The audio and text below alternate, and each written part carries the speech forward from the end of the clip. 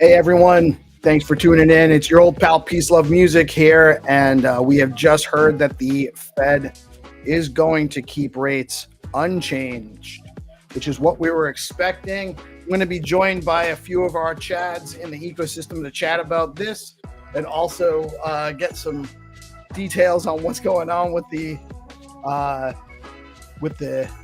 after conversation. See if Powell tips any news our way. We have the homie in the house. What's up, GP?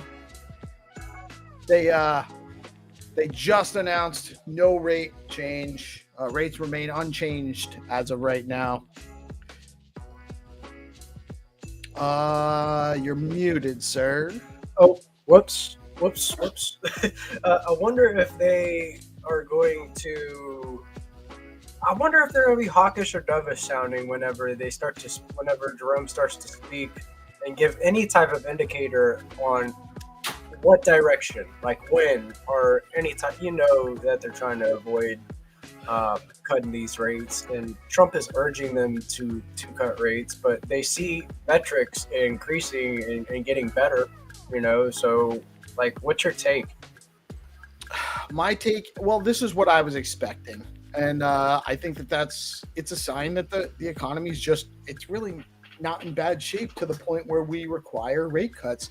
I do think that he'll probably have some mildly, I think that he'll be cautious in his statements. And I think ultimately people will read what they want to read into it, right? Which is how it always happens. But ultimately, the economy feels generally strong to me from all the things I see, even though there's some saber rattling and there's some tensions in the international trade scenarios. I think long term we're in good shape, which I don't think that they're going to be, I don't think they need to tighten, but I do think that they will, that they will kind of start to go to more neutral than even they are, but I don't think it's happening right away. So no real way of knowing when, or like you said, they're not going to allude to anything like soon or later. Like, they're going to keep everybody guessing. Right. So to avoid, all right, I get it. The conditions are improving, right? Like, so they think that it's like it has to do with where they're keeping rates, so they're going to keep them the same, right? Am I getting that right? The rates are remaining unchanged, which means that they don't see any need to lower rates in order to increase liquidity in the markets, because they don't feel like there's a detrimental situation in the financial markets right now that warrants such a maneuver, which ultimately telegraphs us that the situation is not bad enough for them to feel the need to cut rates. Everything's gotten cheaper. I'm not gonna. I mean, it is a lot cheaper. Gas is down, right? Fuels are down.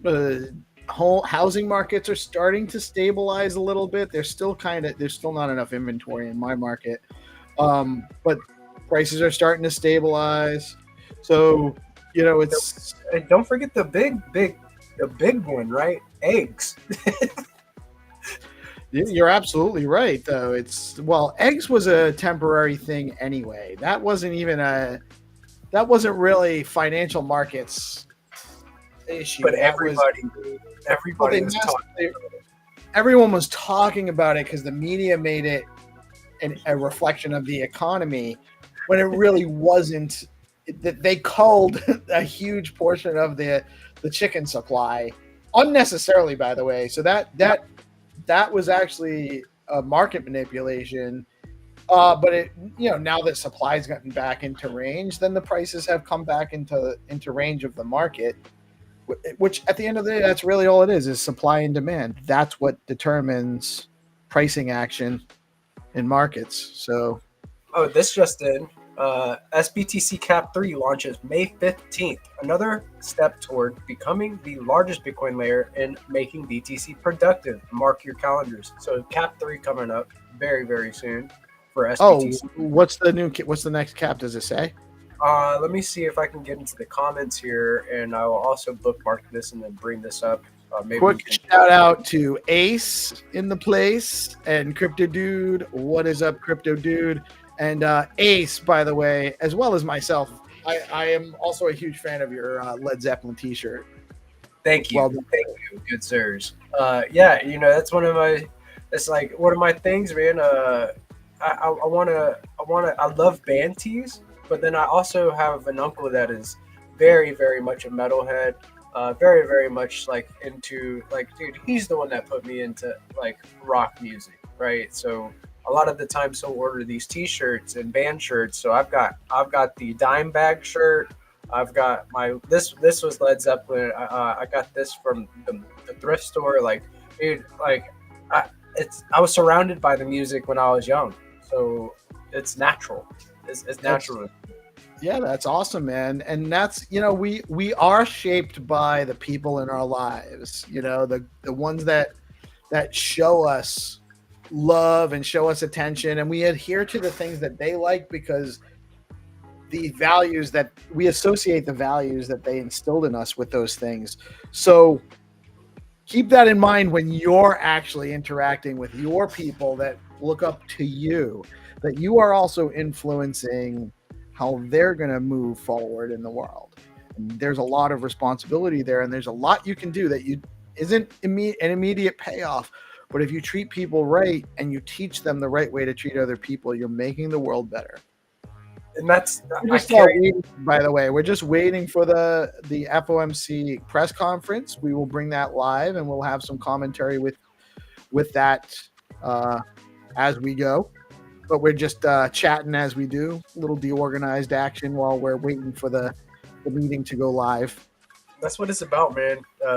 Keeping the people in the know. We'll be able to see Jerome talk in real time, see what's going on very shortly. I think they said like 2:30, something like that. It was around 2:30. Yeah, we're waiting. It might be 2:30. Sometimes it's a little before, sometimes it's a little bit after, but we'll bring it to live coverage. Jack said he's going to be joining us as soon as he gets back in front of his desk. And I'm actually waiting. I haven't heard back from Landy, but he mentioned yesterday if he can join us, he absolutely will. Actually, I'm going to drop you know what I'm going to do, GP? I'm going to drop the link in the morning show chat. Yeah, should I drop it in the night show chat? Yeah, anyone that wants to join and come on for the chat, they're welcome to. Yeah, good idea. I think that getting the guys up here and just getting as many takes as possible on what Jerome says couldn't be a bad thing. I like whenever we have a full panel too. So of course, let's invite the guys. I'll hit the night chat, and then of course, tune in at 7 p.m. ET for DeOrganized Nightly, where we have your favorite GigaBrain astronaut scholars in the same room and discuss the latest alpha. But of course, they'll be here as well. Like maybe we'll get some base takes, maybe we'll get some hot takes. Who knows? The DeOrganized way. We'll definitely get some hot takes. We talk long enough. It's inevitable. It's as inevitable as Bitcoin and as inevitable as stacks. You will get hot takes on DeOrganized. So yeah, I've been playing with the new. Here we go. Let's see. Breaking. The Fed has announced here, and I'll change this up real quick so we can see it. The breaking. The Fed has announced that rate cuts are unchanged. So we already know that, but still, look at this picture of Jerome. Doesn't he look so perplexed? What's going on with Jerome here in this picture? Is this an AI? Actually, I'm going to give you my honest read of this. He feels like he's explaining something to people that don't understand what he's saying. That's what that was. Oh, we got the Shiflet in the house. Hey, what's up, sir? Hey, how's it going? I'm getting my stuff set up real quick. Solid, yeah, no worries, man. We're just waiting on the FOMC press conference.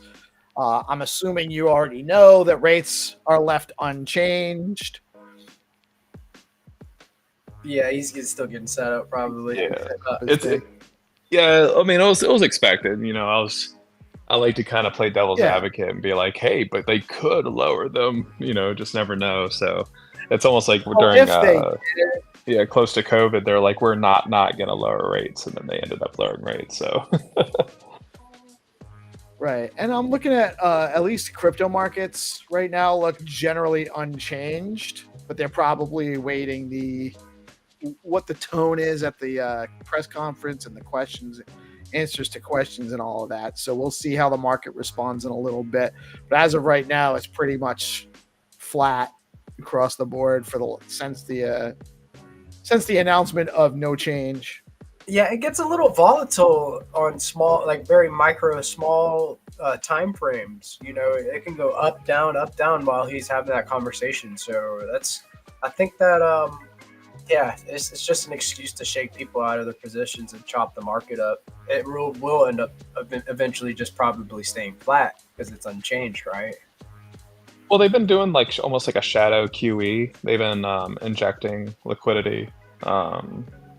As far as like there's some announcements yesterday that they were doing some stuff. So even though they're not lowering interest rates, they're still doing like a quasi QE. And then as far as I wasn't able to catch the show last night, but I'm sure y'all covered it. New Hampshire ended up being the first mover on the state SBR. So now FOMO is probably going to take place for the other states to get in. Yeah, that's amazing. That really is amazing that New Hampshire is picking up. How are they able to just establishing a Bitcoin reserve officially? So I've seen many proposals like from like Alabama and I think it was Alabama, but a few different other proposals from states to have a strategic Bitcoin reserve. How did New Hampshire just go from? Because I didn't hear about New Hampshire unless I missed it. I mean, which is perfectly plausible.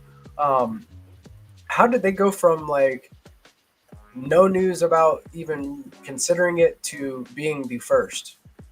So they weren't one of the major states that people were tracking. Like people have their eyes on Texas, people have their eyes on Arizona and Florida. And Arizona had the letdown because the governor decided to veto it. And then Florida, I think, ended up dropping out of the race. And then Texas, theirs is still in the pipeline. But now that New Hampshire got theirs, Texas may almost have like a quasi fire under their ass to go ahead and get theirs pushed through.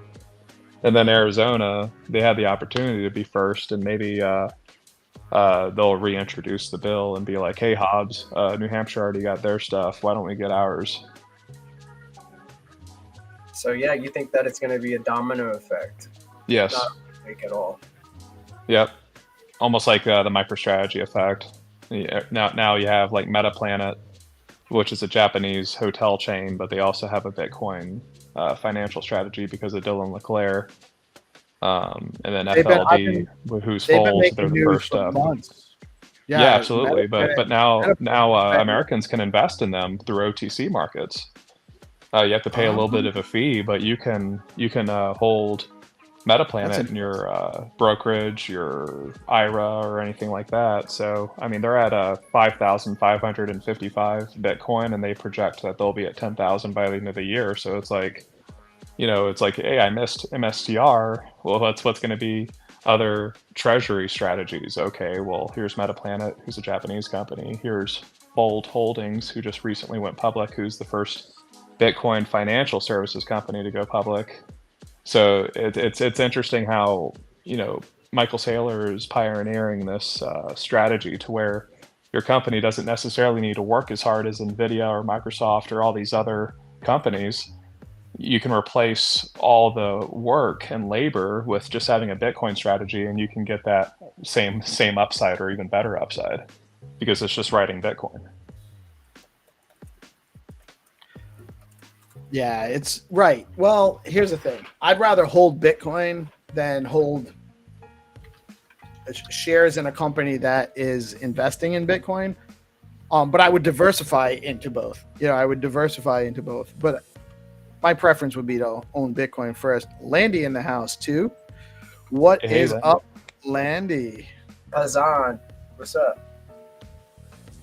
It's a mix though, because many people want to. Not a lot of companies have the ability or want to spend the bandwidth to hold Bitcoin, so they'll hold a Bitcoin proxy, which is MSTR, and then also the other companies I mentioned, Metaplanet and Fold, once they get more established. But then you have people who want to hold their Bitcoin but still want to generate income without selling their Bitcoin.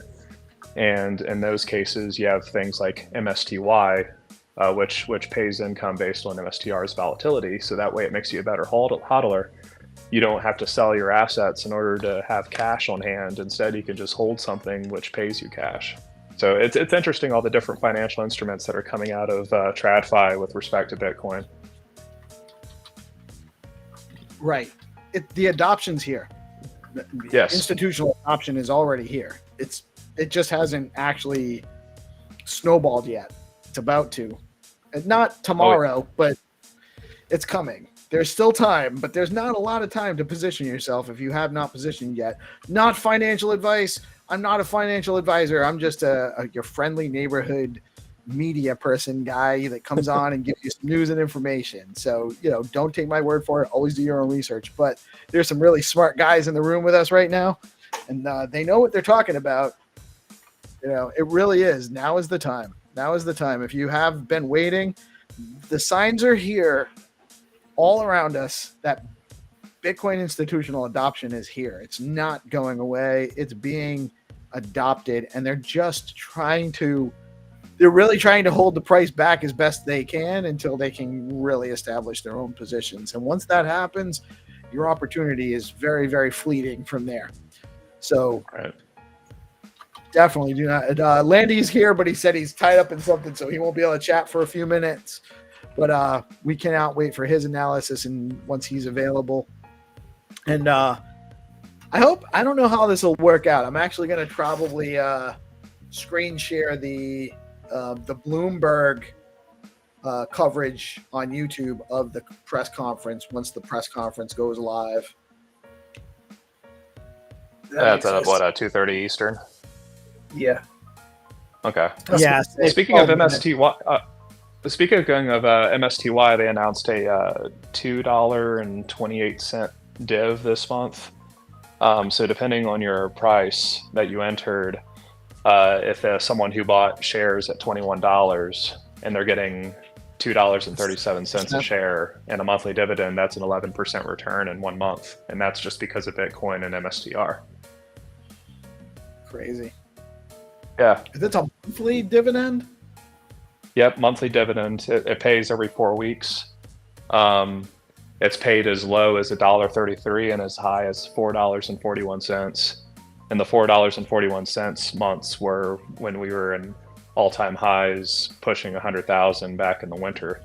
Wow, I thought the near 5%, go ahead. I thought the near 5% I'm getting on my Bitcoin and Zest protocol was outstanding, but I guess I should take another look at some of these companies as if I am going to diversify, because that is a huge return. Obviously, that's not what you're buying MicroStrategy or Strategy now, but that's a tremendous return on investment. Absolutely. And imagine if you buy at $20 and you're holding into the bull market and one of your monthly dividends is $4. That's a 20% return in 1 month in income. Yeah, that's nuts. That's nuts. Huge shout out Stacking DAO, Bitflow, Zest Protocol, all the Stacks ecosystem, Velar, Arcadico. We see you. We really love guys that don't know. We are huge fans of the Bitcoin ethos, the decentralized, permissionless, trustless exchange ethos, censorship resistance, open source development, and with that, we are also very, very much supportive of the Stacks ecosystem, the leading L2 on Bitcoin. And on Stacks, there is real Bitcoin DeFi now available options to you. And they are just announced that they're opened up the SBTC cap, so you can actually now bridge in more Bitcoin to deploy into real Bitcoin DeFi on Stacks. And we have So many awesome partners: Alex, Velar, Bitflow, Stacking DAO, Zest, Granite. Who am I missing? Arcadico, Charisma DAO. Don't forget Charisma. Fact Fun got some swapping going on now. There's some really awesome stuff. There we go. Zest, DeOrganized Media. Don't forget us. Boom Wallet coming soon. We got tons and tons and tons of projects. By the way, shout out to Crypto Dude and BoostX. This is what you're looking at on screen right now. This is our homies Chrome extension called BoostX. It actually allows us to send Stacks, Bitcoin, and a bunch of other Stacks tokens and NFTs on Stacks to people directly on X on any post that they have, as long as they have a BNS name, which is the .btc. So huge shout out to the Stacks ecosystem and all of the players in our space, especially our sponsors, Stacking DAO and Bitflow, and all the rest. And Landy, what's up, man? How you been? Good. Just taking a look at the Federal Reserve press release here quickly, and then poring over some of the data. And, just interested to hear what Powell is going to say, which I suspect is going to be echoing the same things that he said last time. So it's going to be interesting. In their statement, if you want to give me a second here, I can kind of read through it real quick. Says that although the swings in net exports have affected data, now net exports are the what they're referring to is the overwhelming imports in the first quarter that were coming in particular in January, February, and March in preparation for the implementation of tariffs in April. So the first quarter saw massive amounts of imports and increases in inventories and stuff like that, and of course a decrease in exports. So that is known as the net exports metric, and that's what drug down GDP and had it show a shrink, right? Negative 0.3%. So in this case, we were projecting some growth, but the imports really hammered things home that, many were front running the implementation of tariffs. But since then, the data has begun to shift, right? So we're starting to see that net export is shrinking, right? So we're getting less imports since then, month over month. And this is having a bit of an effect on kind of the view of things, but we also have some strong metrics that have been coming in terms of employment. Even more recently, on Monday, we had PMI services from ISM come out, show a 2.8% growth in employment. So we also had some reports at the end of April come out that indicated a growth in income and spending in the United States.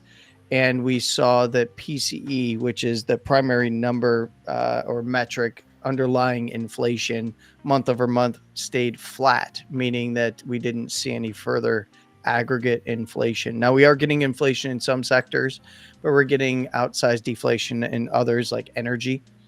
And I believe that energy is going to be a big focus of the export side of things. So, this all plays into what the Trump administration has been talking about, in particular, Bessent. And that is that we're looking at shrinking the trade deficit. So that might result in less imports, which is kind of the goal, and then more exports, or at minimum shrinking and reshoring American capital or dollars. So that's what we're seeing in markets. That's what we're seeing in the reports being, that are reflecting a lot of this. They went on to say, effectively, recent indicators suggest that economic activity has continued to expand at a solid pace. Unemployment rate has stabilized at a low level in recent months and has stayed there. Labor market conditions do remain solid. They're correct there. And inflation, while elevated, is not nearly as dire as many have made it out to be. Now we'll see what April's numbers continue to come out as. And the interesting part about this FOMC meeting and kind of in relation to when we had tariff implementation in the United States is that we're not going to get a lot of the data that they're going to want to see until later in the month anyway, right? So it kind of all pointed to them sitting on their hands this meeting and just looking towards the next quarter and the next meeting. Yeah, that's what I got to. That's what I was expecting. It remains to be seen, even if he doesn't intentionally, people are going to take what he says and interpret it how they want to. So it'll still be interesting to see how the market responds after the press conference. As of right now, it's still pretty much flat from the announcement. It hasn't moved at all. At least I'm looking at crypto. I haven't looked at the other markets because, well, frankly, they don't interest me all that much anymore. Well, but it's a funny piece. Yesterday, we had the Learn TA with Landy, right? And I played out a little scenario, and then we get off stream, and then it pumps right to the areas that I was talking about. I actually, lucky enough, I got into that trade too, because I was like, oh, you know what? This looks like it might actually do what I was talking about. All right, let's get in. And then all of a sudden, whoop, right up to the highs. Nice spike of them, a little rejection. Now we're kind of floating around. So yeah, can we hold the 96? Can we hold this 96.5 level through the end of the week? That would be interesting. Yeah, that would be interesting. What I'm obviously, as I had mentioned yesterday, I was looking for, in particular, that close above 95.128 on the weekly.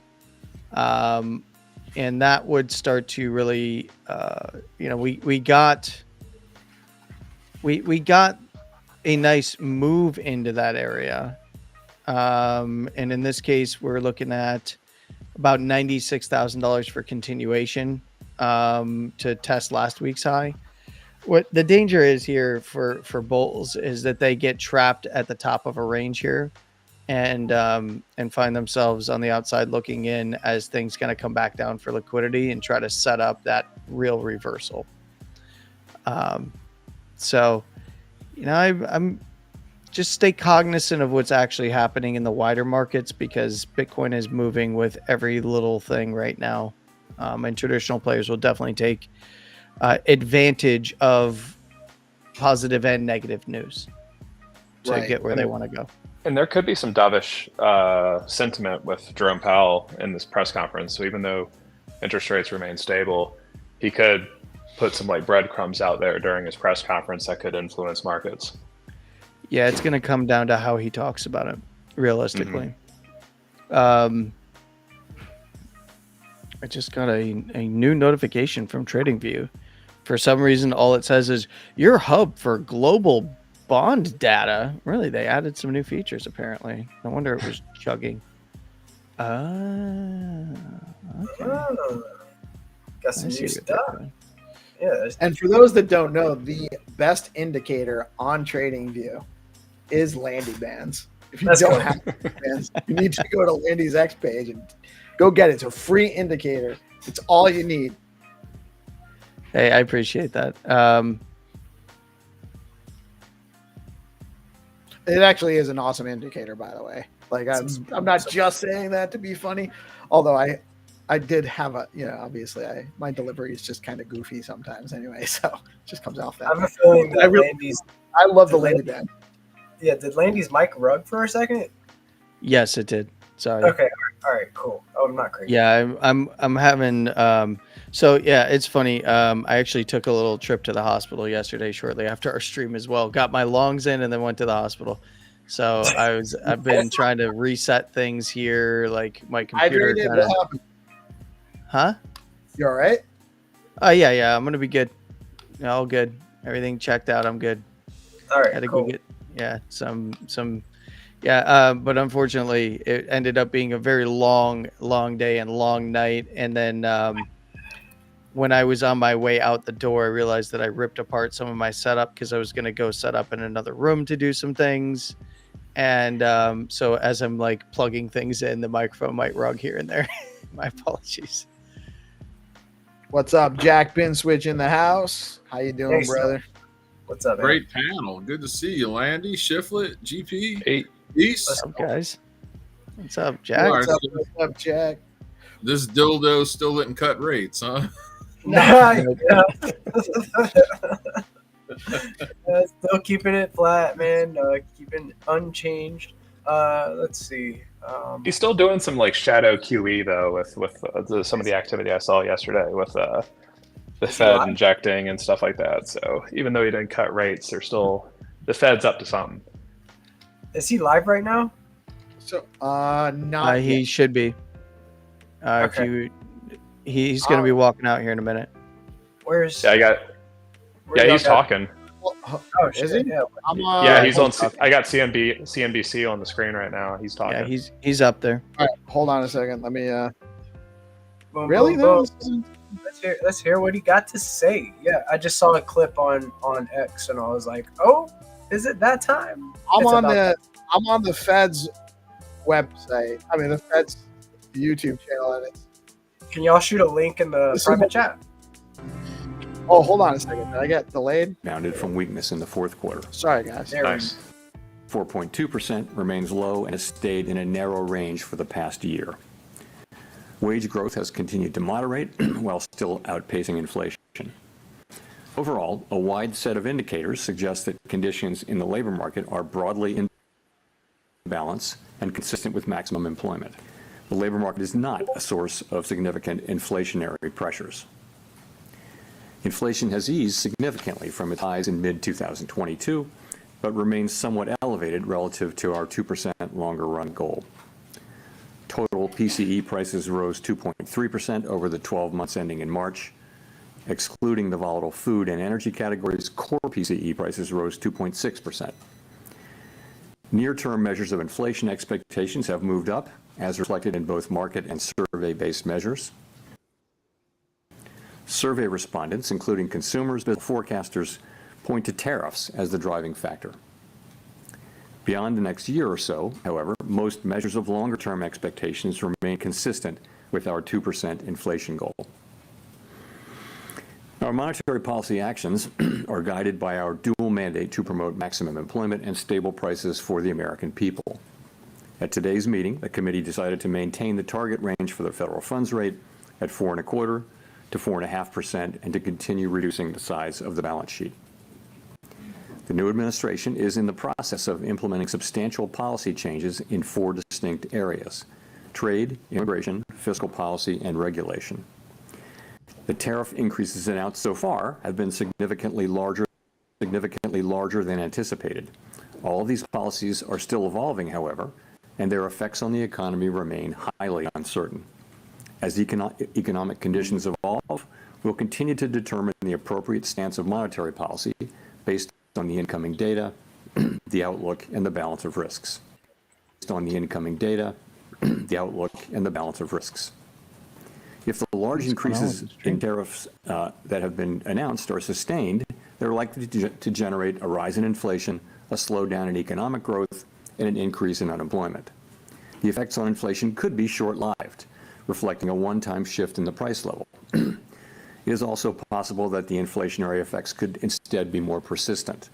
Avoiding that outcome will depend on the size of the tariff effects, on how long it takes for them to pass through fully into prices, and ultimately on keeping longer-term inflation expectations well anchored. Our obligation is to keep longer-term inflation expectations well anchored and to prevent a one-time increase in the size of the term inflation expectations well anchored and to prevent a one-time increase in the price level from becoming an ongoing inflation problem. As we act to meet that obligation, we'll balance our maximum employment and price stability mandates, keeping in mind that without price stability, we cannot achieve the long periods of strong labor market conditions that benefit all Americans. We may find ourselves in the challenging scenario in which our dual mandate goals are in tension. If that were to occur, We would consider how far the economy is from each goal and the potentially different time horizons over which those respective gaps would be anticipated to close. For the time being, we're well positioned to wait for greater clarity before considering any adjustments to our policy stance. At this meeting, the committee continued its discussions as part of our 5-year review of our monetary policy framework. We focused on inflation dynamics and the implications for our monetary policy strategy. Our review includes outreach and public events involving a wide range of parties, including Fed Listens events around the country and a research conference next week. Throughout this process, we're open to new ideas and critical feedback, and we will take on board lessons of the last 5 years in determining our findings. We intend to wrap up the review by late summer. The Fed has been assigned 2 goals for monetary policy: maximum employment and stable prices. We remain committed to supporting maximum employment, bringing inflation sustainably to our 2% goal, and keeping longer-term inflation expectations well anchored. Our success in delivering on these goals matters to all Americans.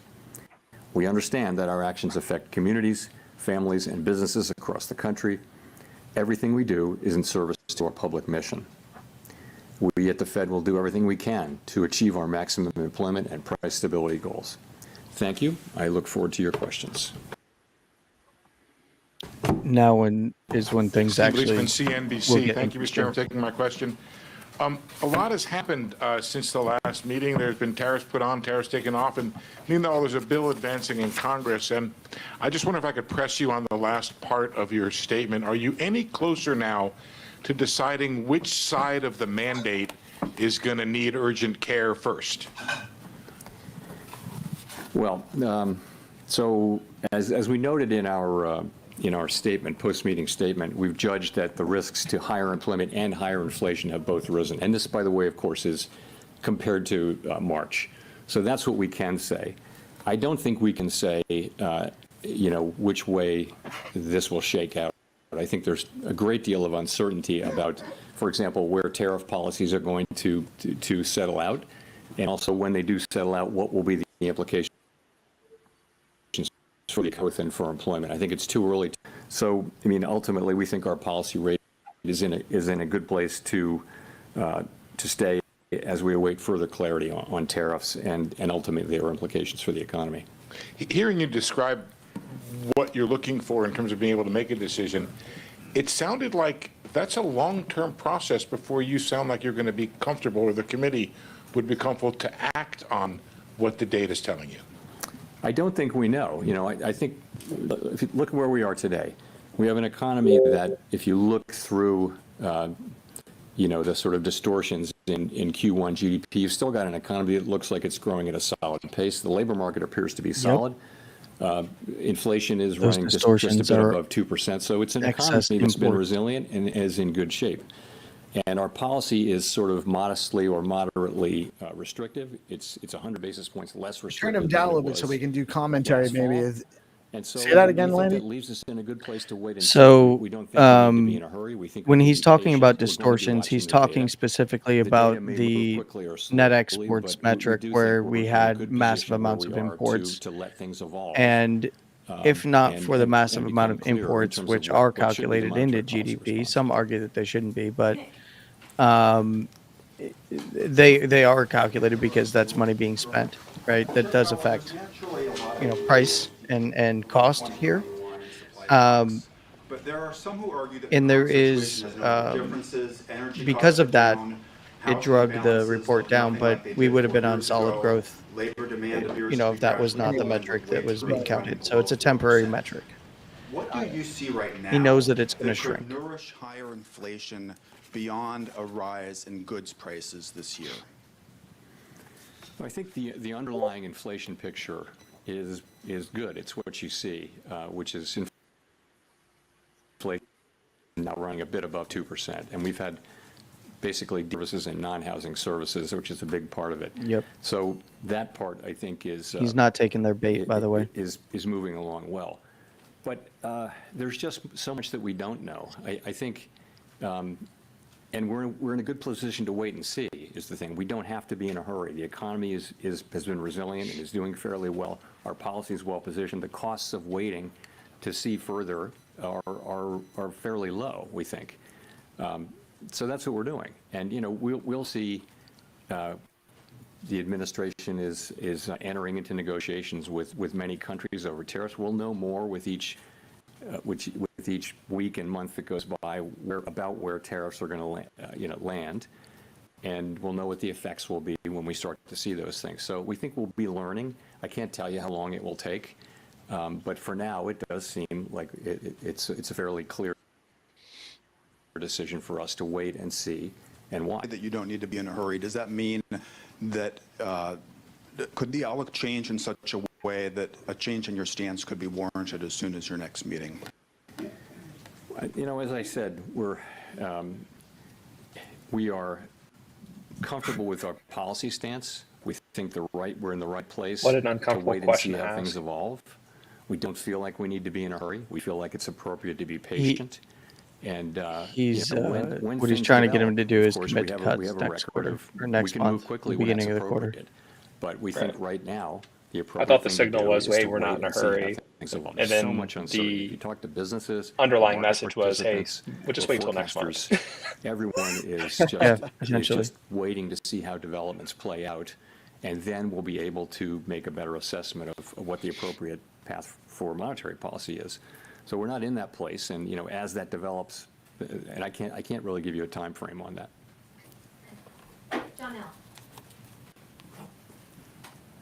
Janelle Marte with Bloomberg. So many economists have been pricing in higher odds of a recession, and several are noting that it is more difficult for the Fed to cut rates preemptively given the higher risks for higher inflation. So given the outlook, do you still see a path for a soft landing, and what does that look like? A soft landing. Well, let me say, I mean, Man, that thing's been let's- up in the let's- air let's waiting to look land back for so and long. see where we are. So These idiots. go through 2024 up to the What a day. dumb we've fucking had question. unemployment So in the low stupid. fours for more than a year. We've had inflation coming down now in the mid to low twos. We've had an economy growing at 2.5%. So that is the economy as we see it now. What looks likely, given the scope and scale of the tariffs, is that we will see certainly the risks to higher inflation, higher unemployment have increased. And if that's what we do see, if the tariffs are ultimately put in place at those levels, which we don't know, then we won't see further progress toward our goals.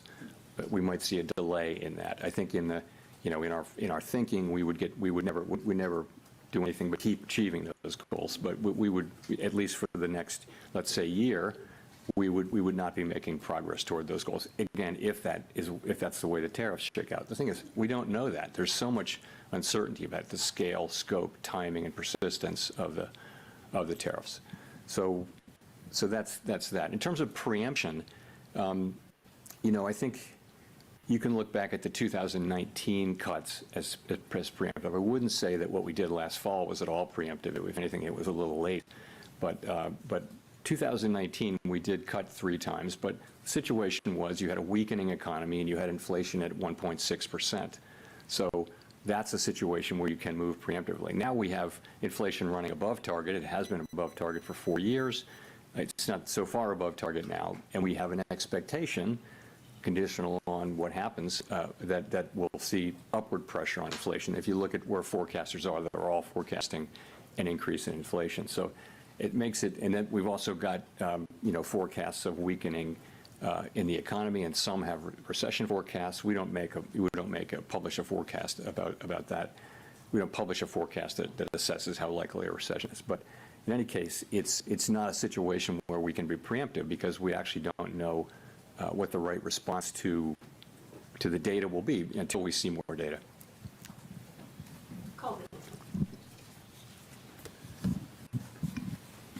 Colby Smith with the New York Times.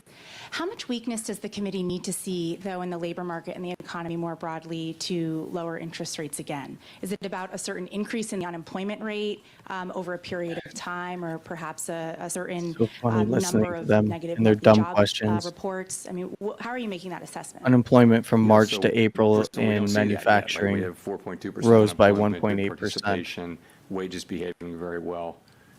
participation Employment at a good level. So in with the services labor rose market, by we would look at the 2.8%. totality of the data. We'd look at the level of the Hospital unemployment rate. We'd services, look at the employment speed with which rose it's changing.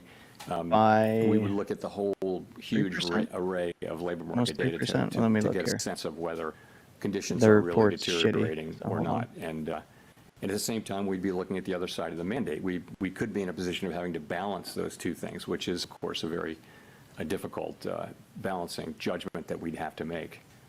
On that point about balancing, I mean, you've mentioned that the committee would consider how far the economy is from each goal and the time it would take to kind of get back to that point. But what does that mean in practice? I mean, how much of that assessment will be rooted in a forecast versus data dependence?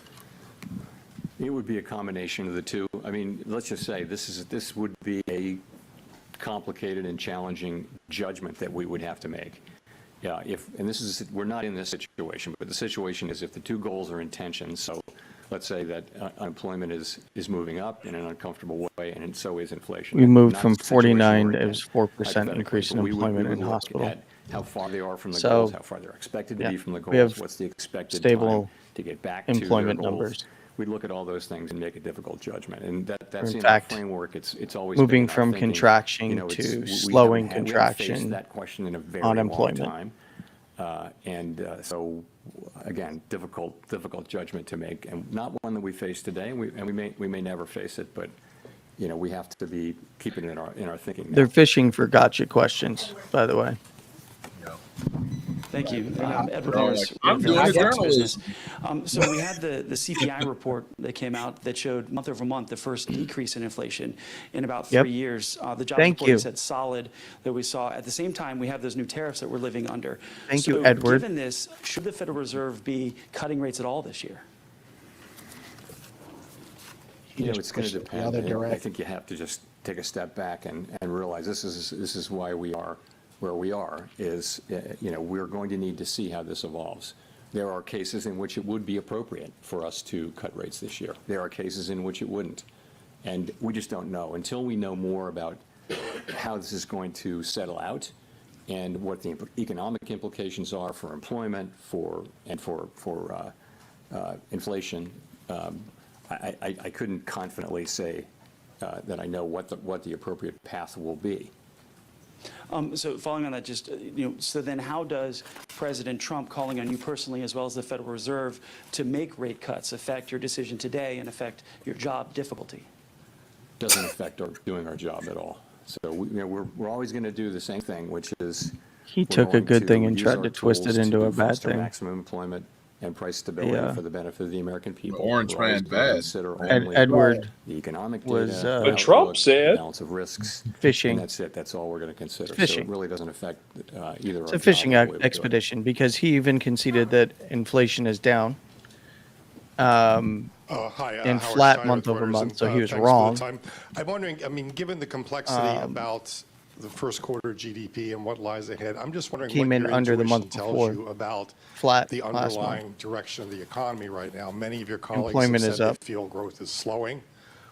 If so, do you have any sense of by how much, to what degree the slowdown may be? What does your gut tell you about how things are evolving out there?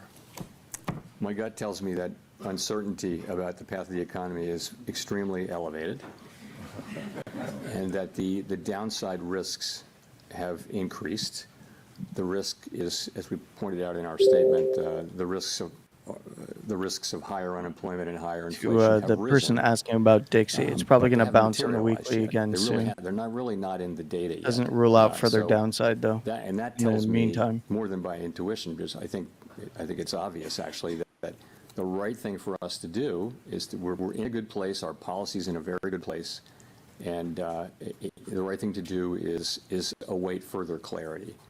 And there's usually things clarify and the appropriate direction becomes clear. That's what usually happens. Right now, it's very hard to say what that would be. In the meantime, the economy is doing fine.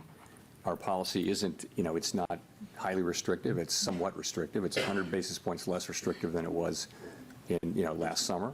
So we think it's in a good place, and we think the appropriate thing is for us to wait and see and get more clarity about the direction of the economy.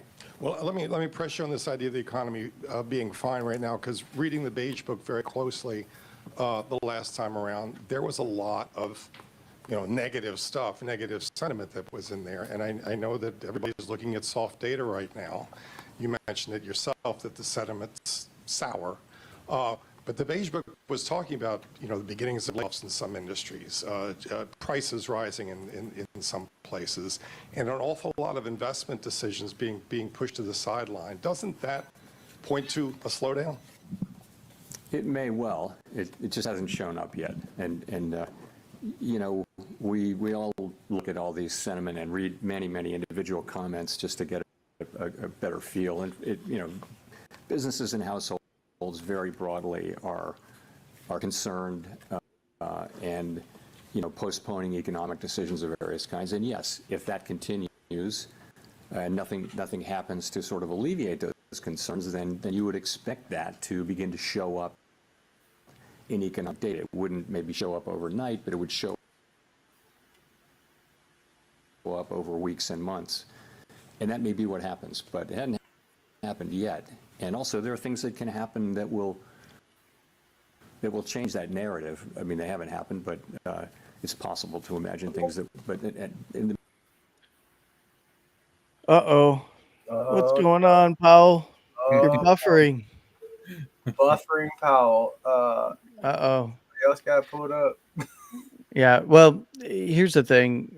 A lot of what is being asked. Look, we have all the data extremely carefully, like everyone is, but don't see really much evidence of it in the actual economic data yet. And by the way, consumers keep spending, credit card spending. It's it's still a healthy economy, albeit one that is Credit card spending, healthy economy, shrouded in some very downbeat sentiment on the part of people and businesses.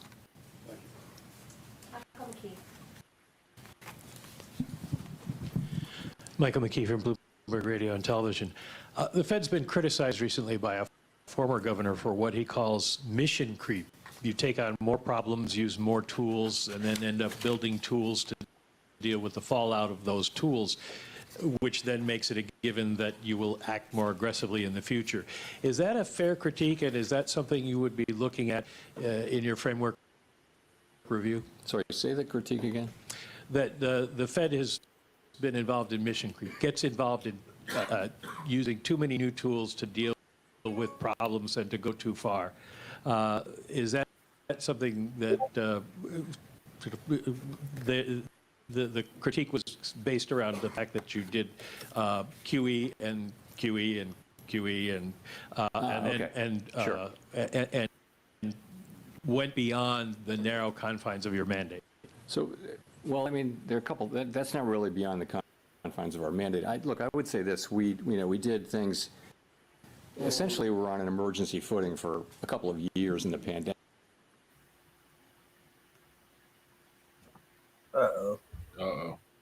Pandemic. You were saying the pandemic And word. it's very fair and very welcome for people to look back over what we did and say, hey, you could have done this better and different. And one thing we hear a lot is we could have explained QE a little better. We did think we were explaining it in real time.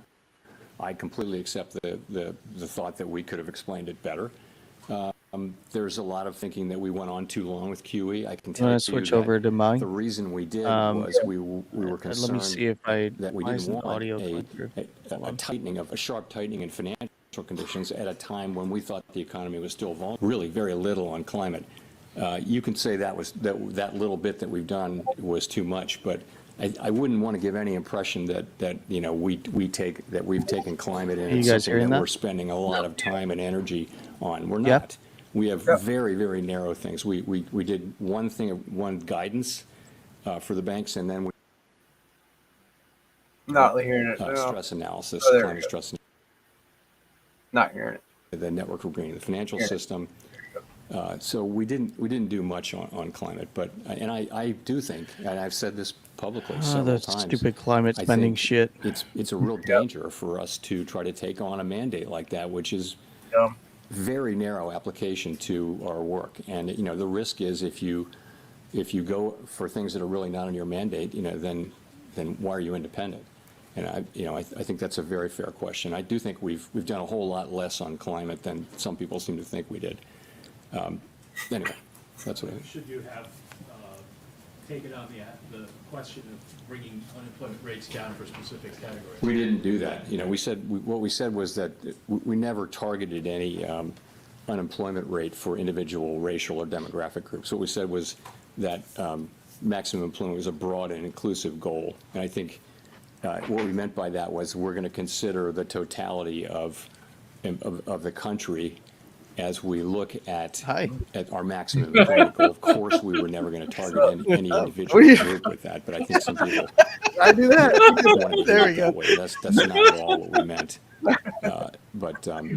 So that's just Your reaction, GP? I can see how maybe people found that confusing, and we have to take that into consideration.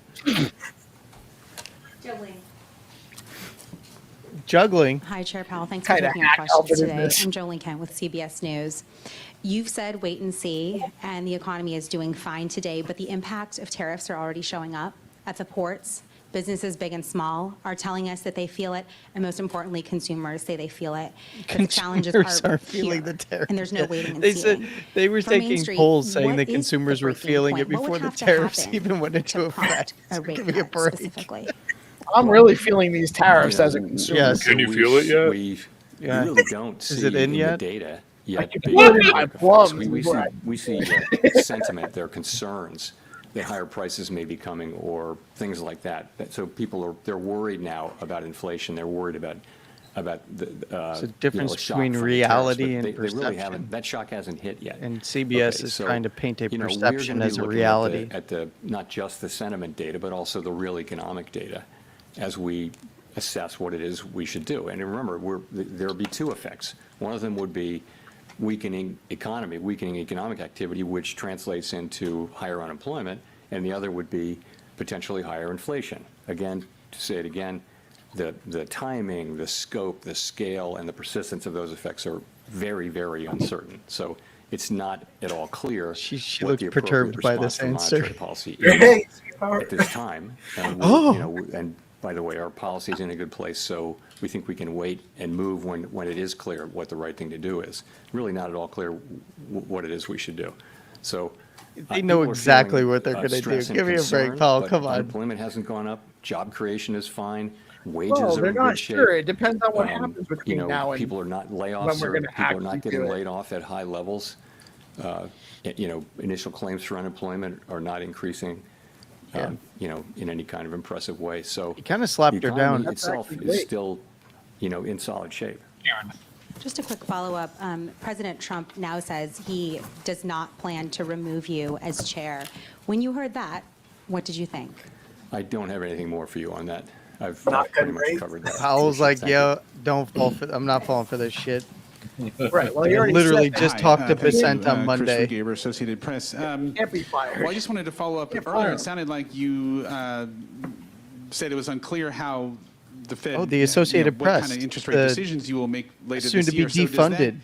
Associated Press. In March, there was guidance that 2 cuts might happen. 2 cuts were penciled in for this year. Is that Associated now Is that AP guidance from the last press public- conference? Has that been publicly overtaken funded? by He's events AP. at this point? We don't do a summary of economic projections at every meeting, as you know. We do it every other meeting, and so this was the meeting when we didn't do it. We don't also kind of poll people, so I really wouldn't want to try to make a specific projection for where we are relative to that. We will, in 6 weeks, we had the June meeting, and you'll have another SEP. I'm not going to hazard a guess here today as to what it would be. Again, what I would say is that we think our policy rate is in a good place. We think it leaves us well positioned to respond in a timely way to potential developments. That's where we are. And that, depending on the way things play out, that could include rate cuts. It could include us holding where we are. We just are going to need to see, how things play out before we make those decisions. Great. And just to follow up on that, I mean, when you address the issue of how the Fed would handle both rising unemployment and rising inflation, how are you thinking about the fact that addressing one could exacerbate the other? So a rate cut to reduce They've never unemployment thought and about worsen it, not inflation and once, vice versa? ever. If you look up the word how do weenie you in the handle those, dictionary, it's challenges? this You guy. just captured Look at this is him. the issue with Do I look two that goals stupid being when I in put my tension. It's a glasses very on my head? challenging question. You Now, couldn't there look can be a that case in which stupid one if goal you is very got far. stupid tattooed on your One forehead. variable is very, very far from its goal, much farther than the other. And if so, you concentrate on that one. And frankly, that was the case. Turning up my microphone to talk over It wasn't a case everything. where they were really in tension. But if you That go back to guy 2022, it was is an very idiot. clear that we needed to focus on inflation. The labor market was also super tight, so it wasn't really a trade-off.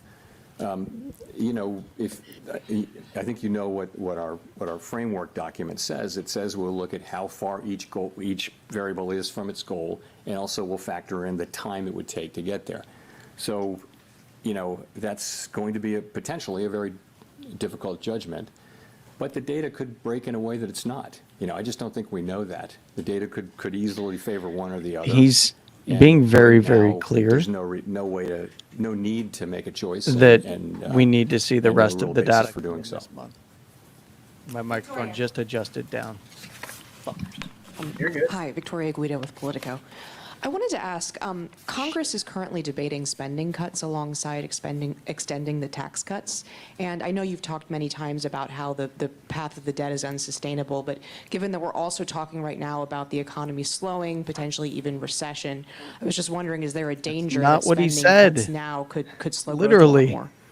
You know, we don't give Congress fiscal advice. They're going to do. We take what they do as a given, and we put it in our models and in our assessment of the economy. So I wouldn't want to, speculate on that. I mean, I think we do know that the debt is on an unsustainable level, on an unsustainable path, not at an unsustainable level, but an unsustainable path. And it's on Congress to figure out how to get us back on a sustainable path. And it's not up to us to give them advice. Well, do you think that they should take macroeconomic conditions into account as they look at this? I think they don't need my advice and our advice on how to do fiscal policy any more than we need their advice on monetary policy. Andrew. Thanks, Mr. Chairman. Andrew Ackerman with the Washington Post.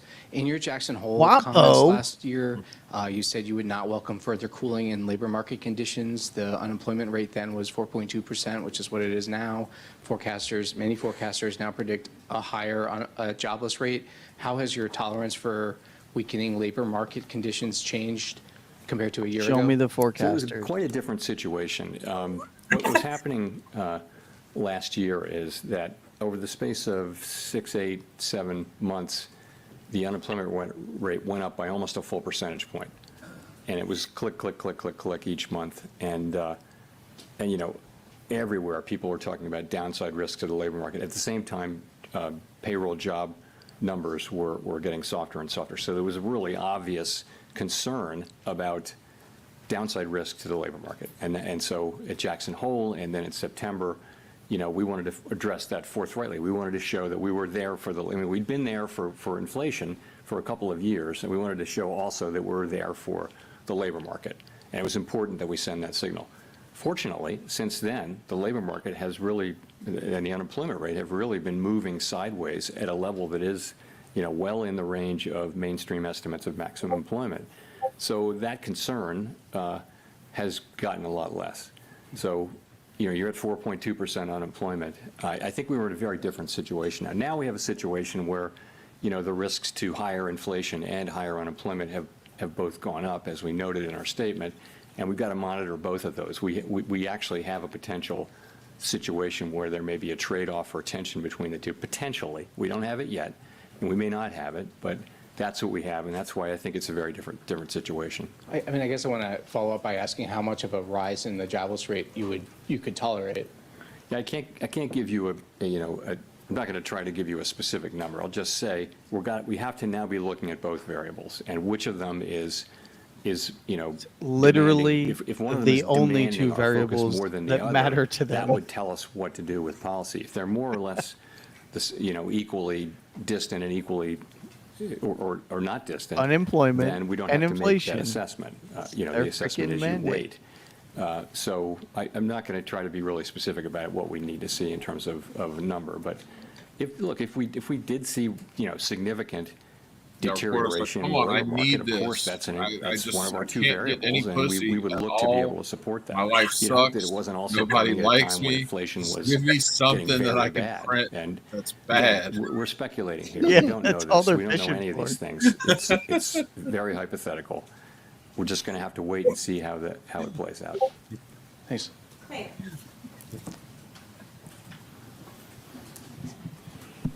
Claire Jones, Financial Times. In terms of getting some clarity, we've got some talks at the weekend in Geneva between the US and China.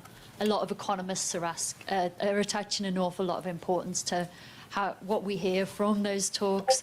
How much importance are you attaching to them in terms of judging what will happen to the US economy going forward?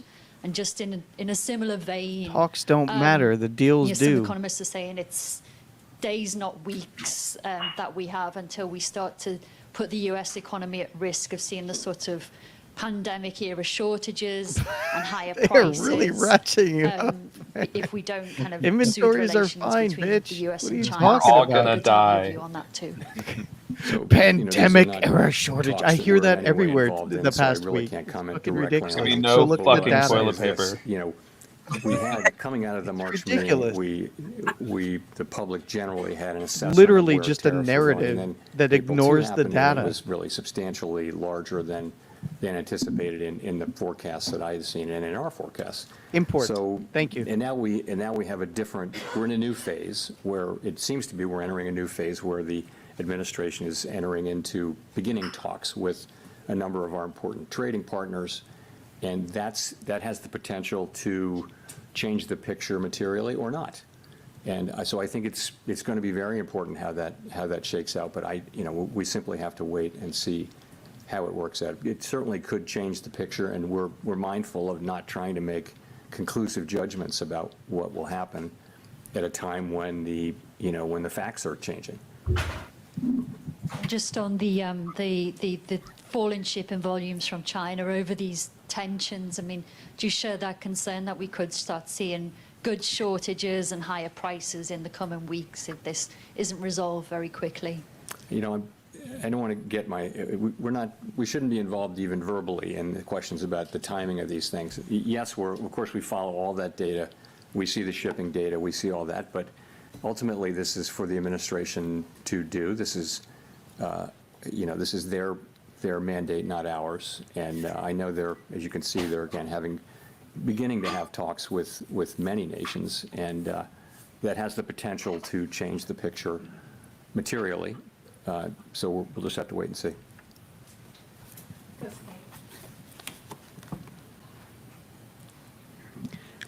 Kosuke Takami with Nikkei. Thank you for doing this.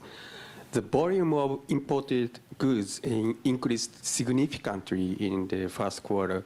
Do you think that this situation could cause a delay in the impact of tariff on inflation? And does this mean that it will take longer time to reduce uncertainty? The decision we made today? Which decision? So the future decisions. So the volume of the imports, imported goods increased significantly. So the impact on the imported inflation may delay. Dude behind them is struggling. What is the impact to your future decision?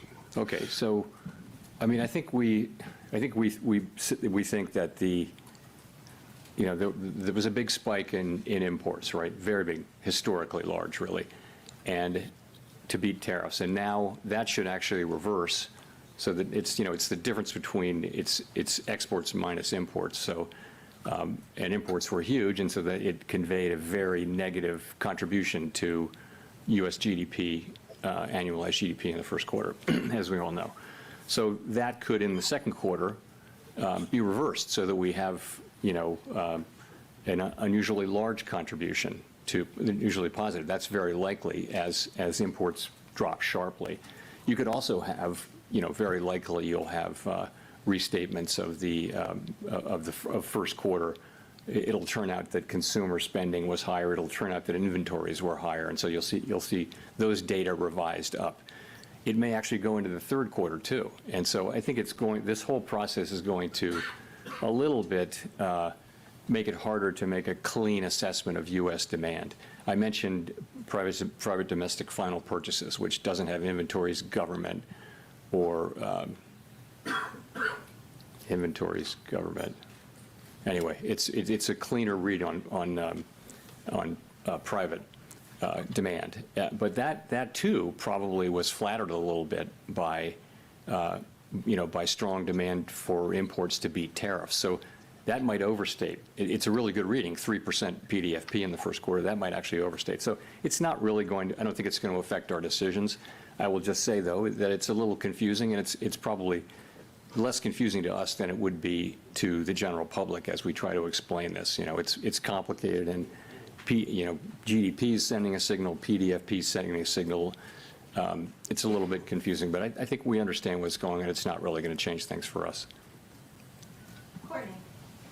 He really needs to get on with the GPSC signal. Brown That's what from I'm saying. Axios. I guess, we talked about some of the indications of potential layoffs, price hikes, an economic slowdown, all being evident in the soft data.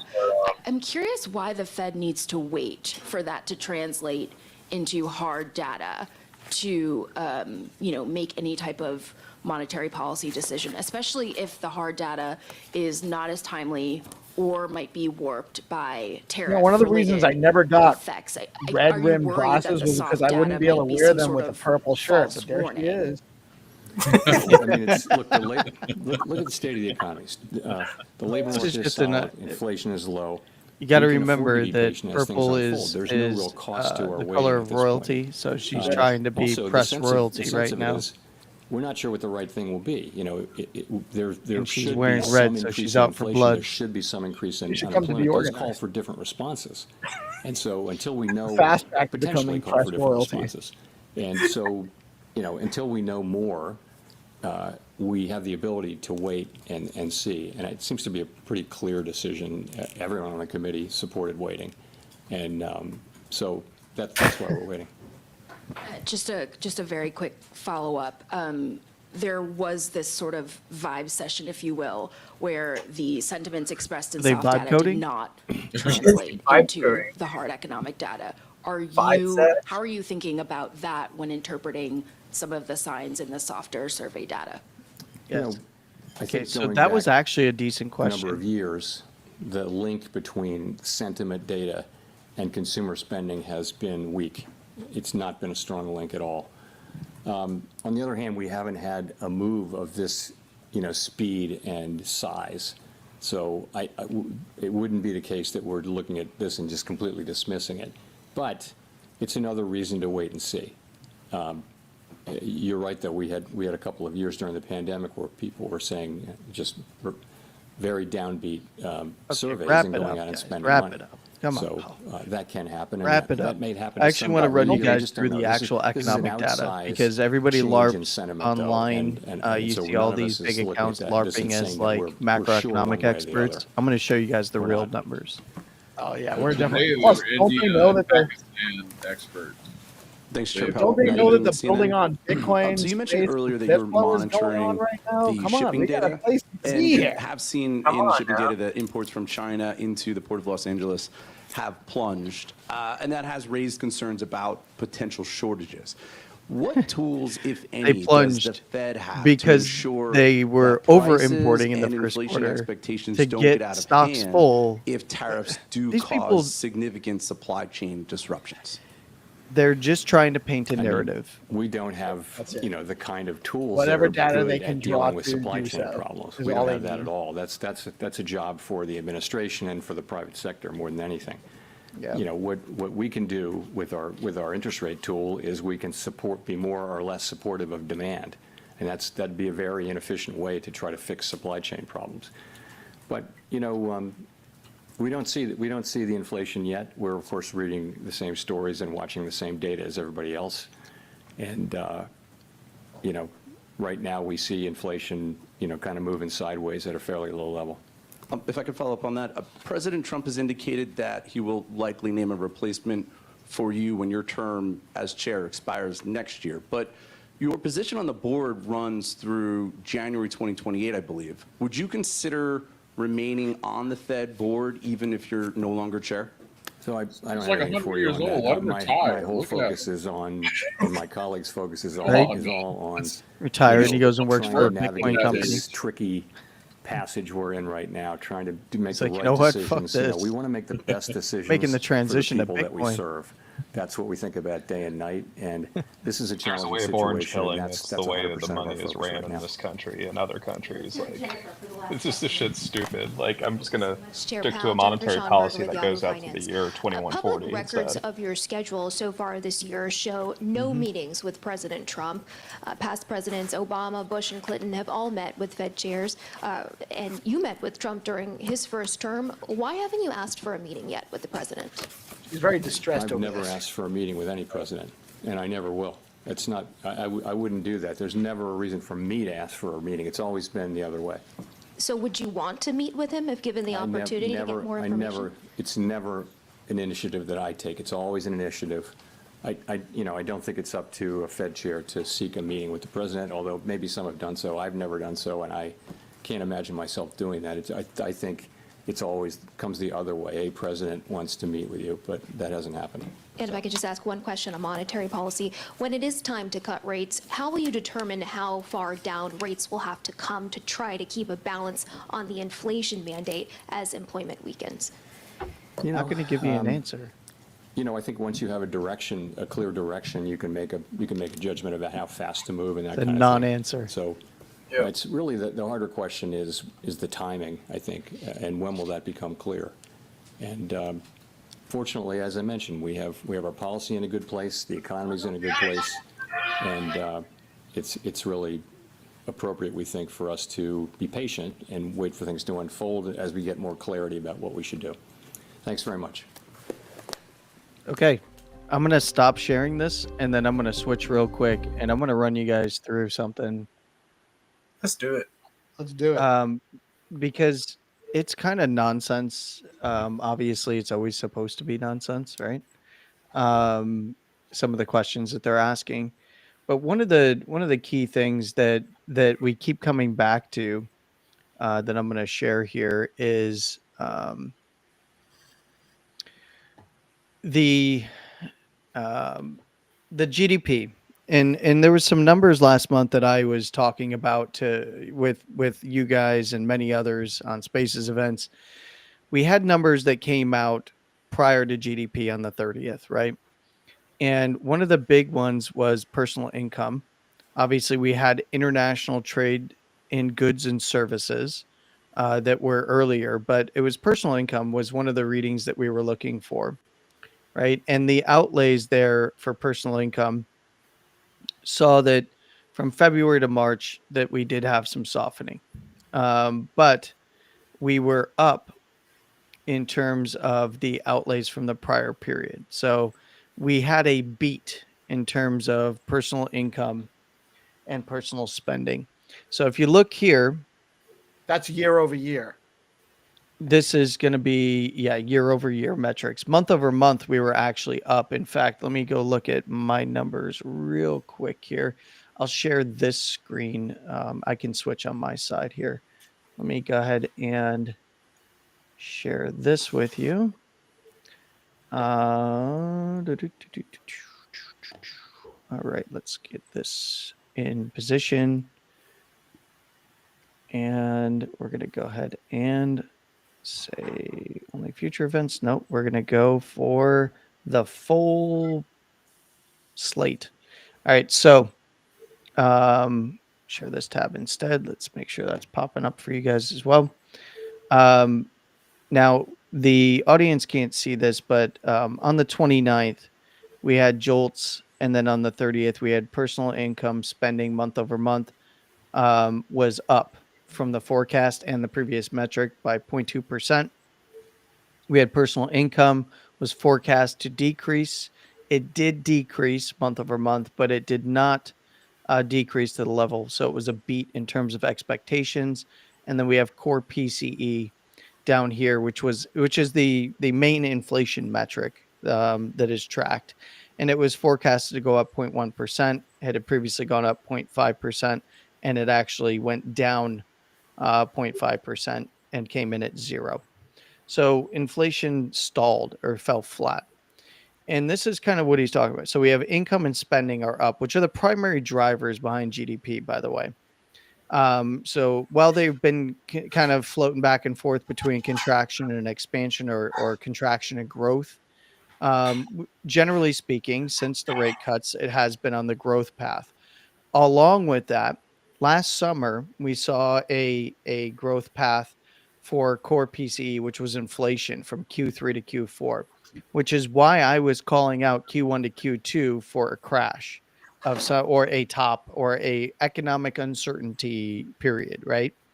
And let me grab that real quick for you, because I actually made my own report to this. There's not enough bars and graphs for me, but I made my own. Let me see if I can find that report. Nope. We have economic numbers. Here we go. GDP. So this was just a quick report, just so that I can kind of outlay. I sent this to somebody who had a bunch of questions for me in DMs, basically.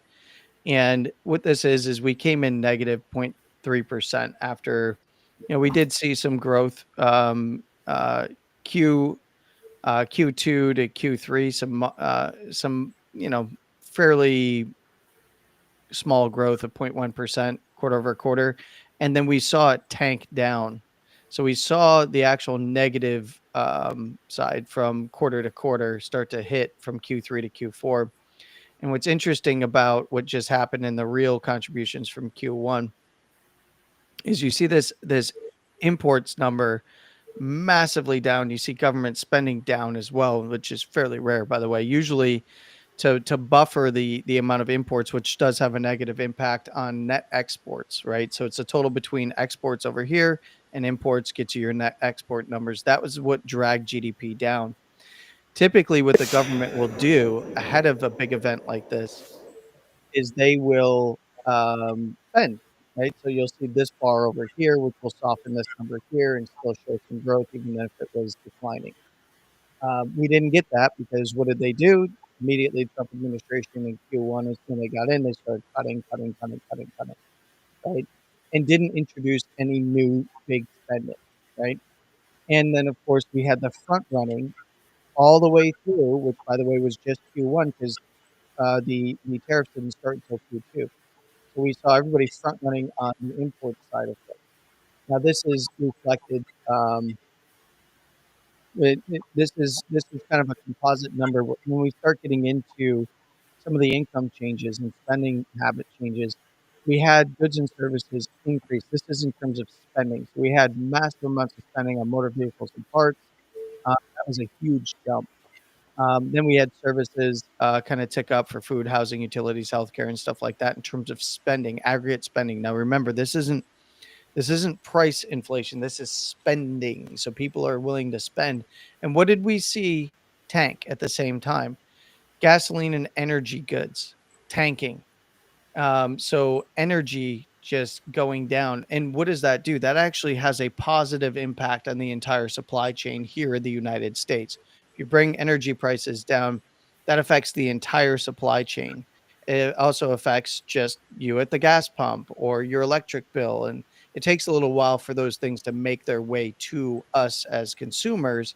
But on the business side of things, the immediate impact is that supply chain cost goes down. Very large operational costs for electricity goes down as well. And that's actually fits into what the Trump administration is trying to do with things like AI, right? And building out AI infrastructure here in the United States.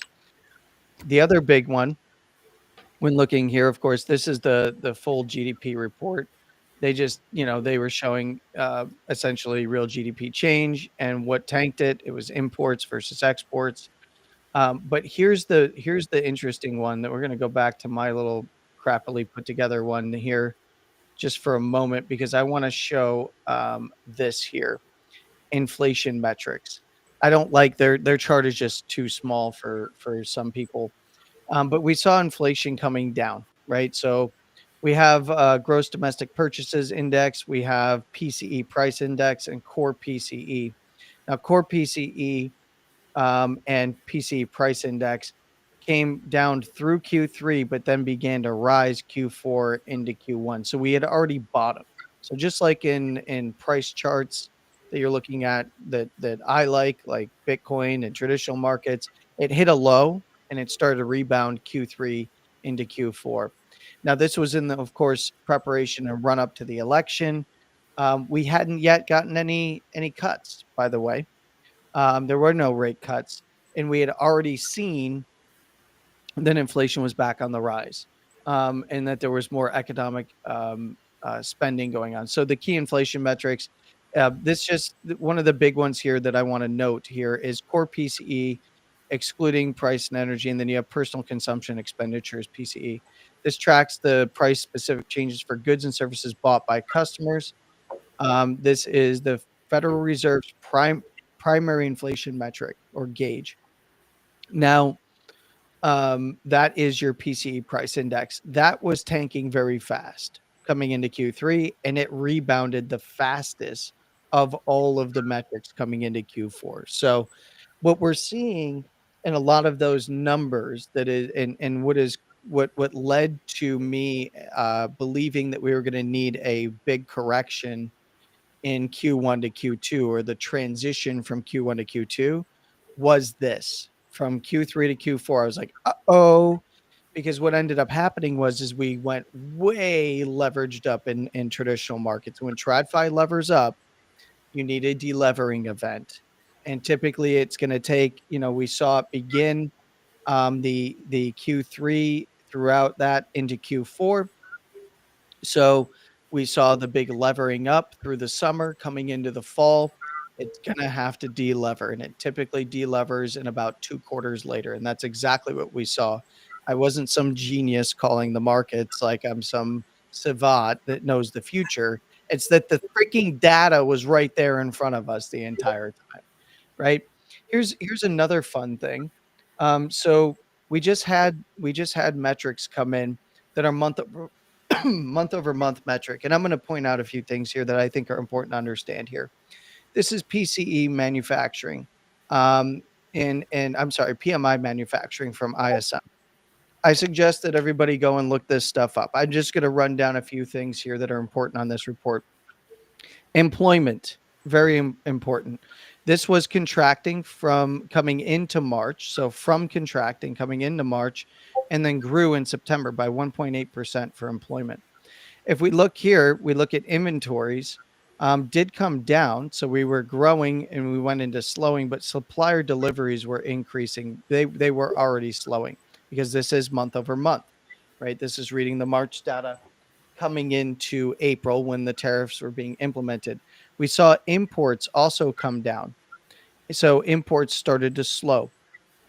Why? Because everybody front run in January, February, and the beginning of March. They started to slow down coming into the end of the quarter for tariff implementation. So we saw the big jump in imports. That was all January, February. So some of that was everyone knew what Trump's tariff policy was. So it's like, get your imports in now. And one of the big things that we did see only a little bit was customer inventories. This has already been on the too low metric for a very long time. It was already trending this way for a very long time. And in fact, it started to trend this way. You know, what's funny is when we saw the rebound on inflation was the exact timing of Joe Biden's tariffs on China that no one even knows about. No one even talked about it. But post-Chips Act, he threw tariffs as much as 100% on batteries on China. Now, were they well enforced? No, but if you actually went through the proper way, you were going to pay those tariffs coming in. So we had already seen a lot of this stuff already start to occur. They got ahead and started to already tariff the shit out of China, 25 to 100%. Oh, but Trump's at 145% and 125% on this and that. Yeah, and they're negotiating on what's going to be the best outcome for that. So we still have to see what's going to come out of that. But the biggest thing is look at employment across this. We have an increase in employment. for PMI. And then we have services that just came out, services PMI. And you can see what this measures. You can go to these reports. You can Google them. What do we see? We see an uptick in employment, 2.8%. Now, this was coming from contracting to expanding. So we had numbers that were coming down month over month and now are going back up March into April. So we have more employment. We have imports started to fall again. Now, why am I pointing out that imports were really, really high and now they're falling? Because if we go back to that GDP metric, right, where we look at the big import bar, that purple bar that I have on my screen here, this big bar was the first quarter. So if we're not importing as much, what's going to happen to this bar? It's going to go to the right, which means that all of these overperformance, by the way, investment in Q1, massive investment. You know how Trump has been touting all of the investment metrics? Like, hey, we're at 3 trillion, we're at 5 trillion, soon to be 8 trillion, soon to be 10 trillion. Well, this is the real investments. They're actually hitting. So when people say like, no, they haven't even actually allocated the money and spent. Yes, they're spending the money. That's why investments are up. This is also tracking the markets for investments as well. So we will see a little bit of a cut to this coming in, right? So we have real investments. We also have the markets that are factored into this. So growing investment in our markets. So we did see a lot of that. We had new highs coming into the first quarter, right? Plus we have new investment coming into the country that the Trump administration is touting. Consumer spending did come down a little bit, but year over year, but stayed okay. The big part here is when we're looking at the month over month, pay attention to the month over month as we come into the end of the quarter. We're seeing improving metrics there. We don't have solid ones here, but it's about 49% to around 52 to 53%. So about anywhere from a 3 to possibly 4% rise on healthcare side as well. So understanding these metrics is going to give you a much better view of what's going to happen in markets like this. And all of the people that have been hand-wringing for months and months and months and sweating every move up and every move down, you can get edge in these markets by understanding what's happening and how things are flowing on the month-to-month basis. And of course, you're getting an early indicator of that in many cases when you're looking at the traditional market side of things, right? So the market didn't really care too much. Lower term time frame volatility, we already put in highs. If it continued down, that would just be furthering, the correction that we're seeing in traditional markets right now.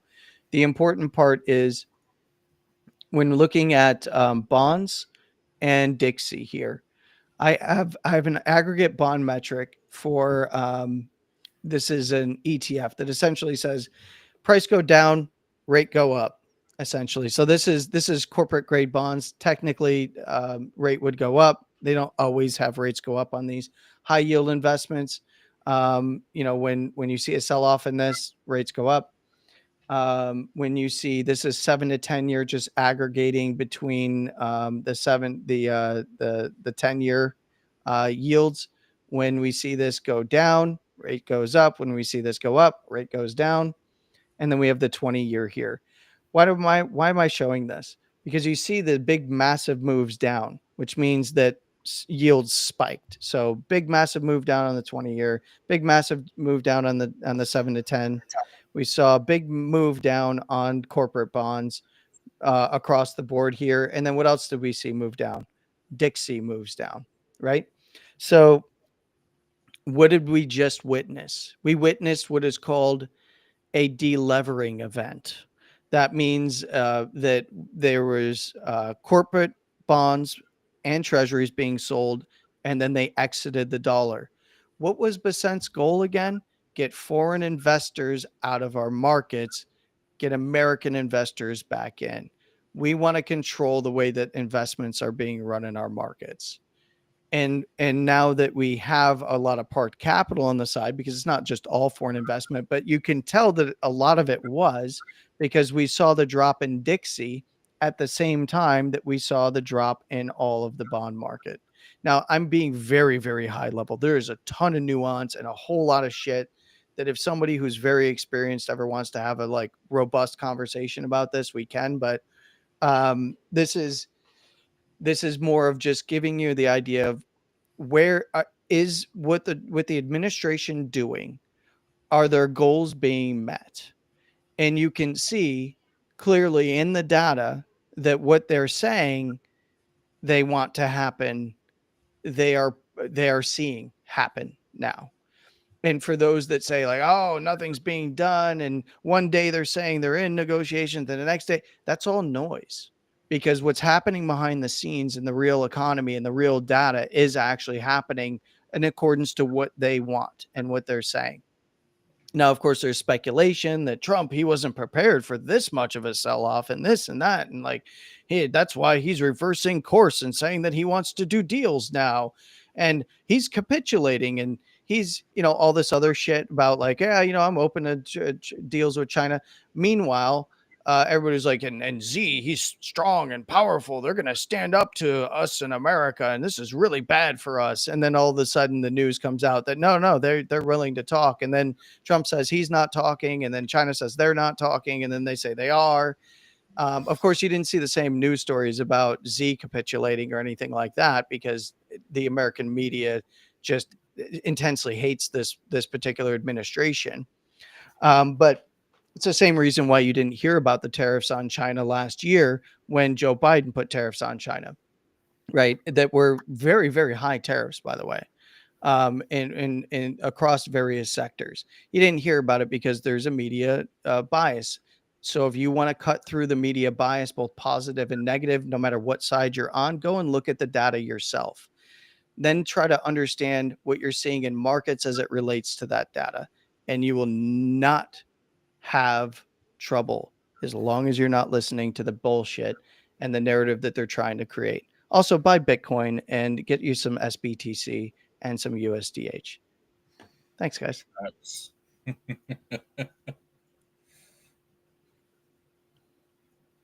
Can't hear you, Peace. You're muted, Peace. Both of us muted. I was talking, he was talking, nobody. We're both muted. Clip that. Oh, that man, happened. you didn't hear me adding awesome extra side commentary to Landy's analysis that whole time? Oh, man. That's terrible. No, I did not. All I was...